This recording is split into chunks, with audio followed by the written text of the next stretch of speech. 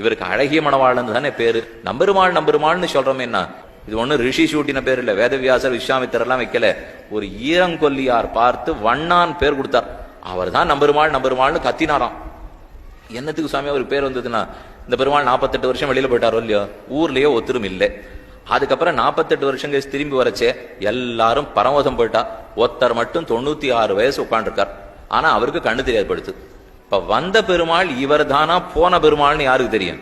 வெளியில போனார், ஊர் முழுக்க சுத்தி இருக்கார். திரும்பி வந்தவர் இவர் தானான்னு அடையாளம் காட்ட வேண்டாம். அந்த வண்ணான் கண்ணு தெரியாதவர் ஈரங்கொல்லி தீர்த்தத்தை வாங்கி சாப்பிட்டு பார்த்துட்டு நம்பெருமாளேன்னு சத்தம் போட்டாராம்.